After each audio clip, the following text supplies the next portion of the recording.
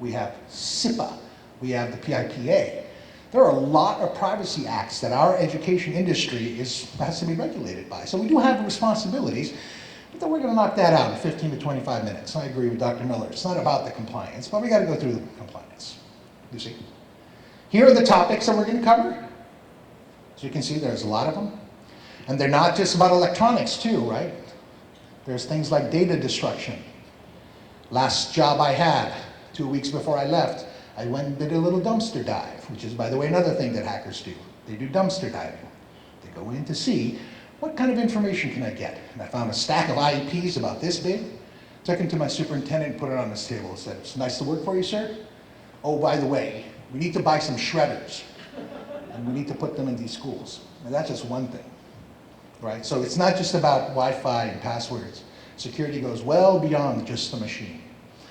The courseware opens September 1st, and what we're hoping for is that all staff and employees will complete the courseware by the end of January of 2016. And you don't have to remember this stuff because we're going to send out emails, like I said, newsletters, all that information. But here's where the fun stuff starts. Once you're done with the course, then our team is going to start phishing you. We're going to try to attack you and find out, how gullible are you? So for example, you or your staff might get an email that looks like this.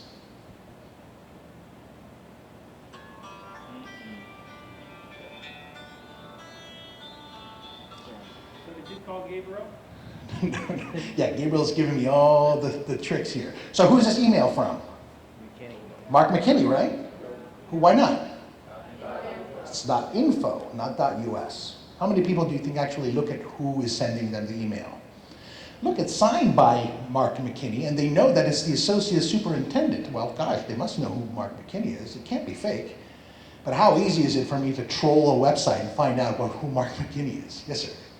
Sometimes they'll even embed something in there that, so physically it says the correct thing, but if you hover over it, you'll see that it's actually encoded differently. That's right. That's right. And you learn about that when you take the courseware, like Bob told us. Take the course and you learn all the little tricks for how you configure it. Are there other signifiers, by the way? Anybody notice? Yes, Jeff. His name's misspelled. His name is misspelled, okay. What about the grammar? Right? So who wrote that thing? Sure ain't Mark McKinney, right? So all of these things are how we're going to be training our staff members and making them aware of the potential possibilities. But as I mentioned earlier, awareness is simply not enough. We want to change behavior, and we need your help to do that. And for that, I'm going to ask our director to come up and speak to you a little bit about the leadership component associated with this program. Thank you very much. So, we went through a good presentation that kind of described what this is and why we want to do this and when we want to do this. And so what we want to focus on right now and tap into your resources and your experience is to how we're going to do this. So there's many different ways of doing this, but I want to make sure that we empower you with choice. So what might work for my department, I could just say, hey, programmers, come to the lab, sit down for 3-4 hours and knock this out. It might not be the best thing for your staff. There's things that you guys need to do in order to get this project done. So you have to have, describe the motivation. Motivation, and then you have to give them the ability and the triggers to actually get this done. So motivation, Emil and I kind of talked about, well, what's a good example? Well, he wanted to go out and lose some weight and be healthy. He wanted to go out running. So he had the motivation, but his foot hurt and he didn't have the ability. And his friend kept on calling him and said, hey, come on, run. Oh, my foot, this and that. And then after a while, his foot got better and he said, well, I'm ready to run, but his friend stopped calling him. So there was no trigger. He had motivation, he had ability, but no trigger, so he didn't go out and running. And I said, I have a better story. I bought a 2-year plan of 24-hour fitness at Costco.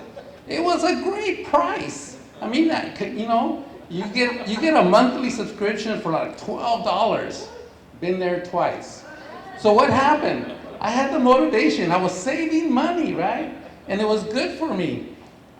I didn't have the ability and I didn't have the triggers because I didn't know anybody who has a 24-hour fitness. You know, it's kind of good to go with a team.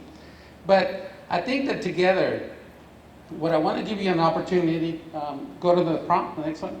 So I want to give you an opportunity to kind of talk with each other or within your groups, and then come up with, you know, what might be an obstacle that you would perceive that this program could have. And then come up with some of the solutions of how you would implement that would put the motivation and the ability and the triggers in there.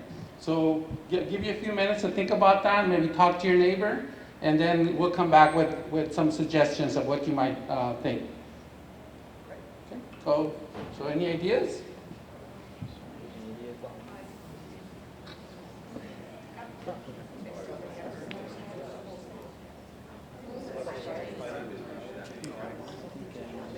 Yeah.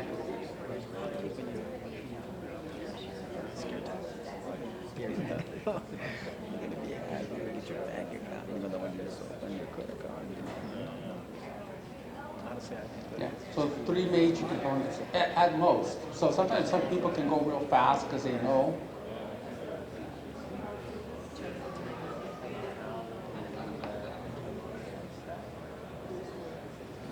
Their own individual securities, their bank accounts and that sort of thing. And how administrative show that. Maybe go to that website. A lot of chatter, and hopefully you're coming with some solutions. Does anybody have a real good scenario that they might want to describe from their side? Anybody? Ed? Give her the box. Hold on. Give the box. Oh, the box. Who's it going to? Oh!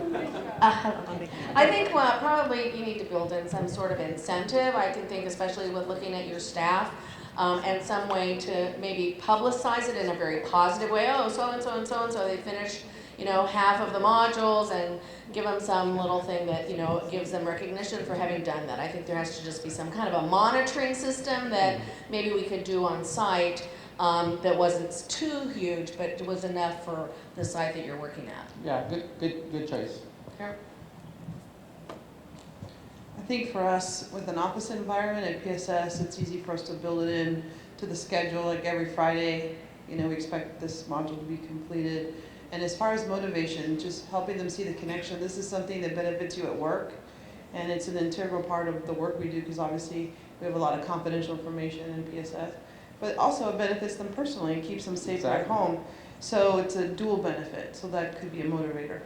3 benefits, basically. It benefits the personal benefit, and it benefits your professional, and it also benefits our students, right? Right, Because right. we are protecting them. Right? Exactly, protecting our students.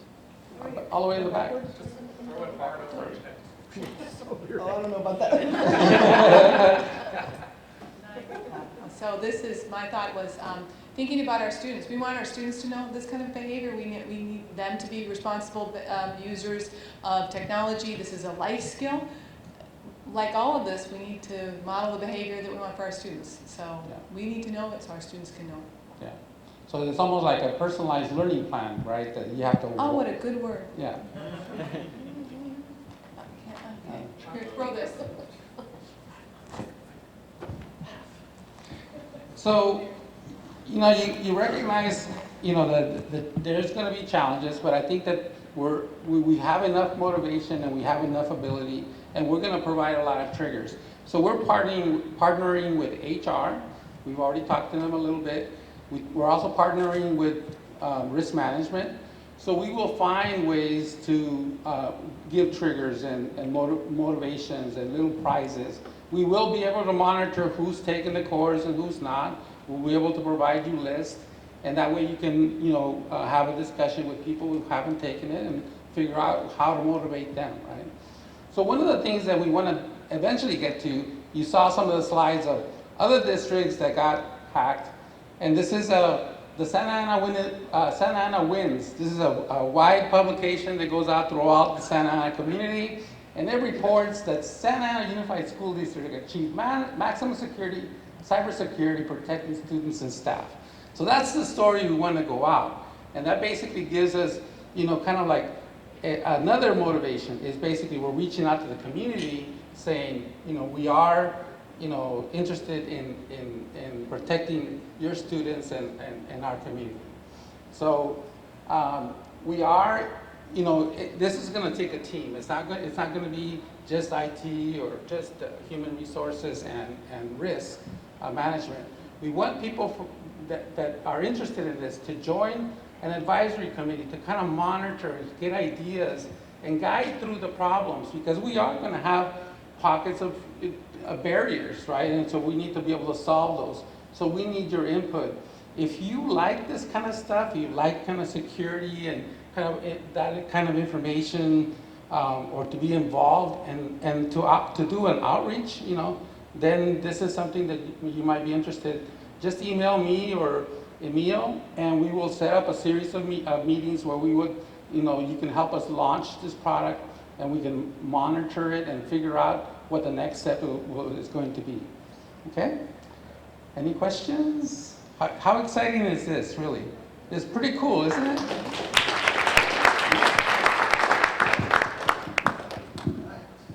right, let's get our party on, y'all. Oh, it's over.